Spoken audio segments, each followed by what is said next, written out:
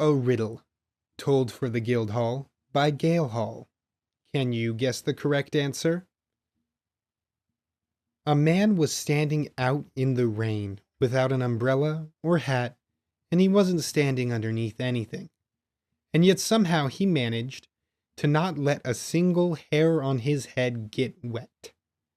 How was that possible? Do you think you know the right answer? Go ahead and type it in the comments section below.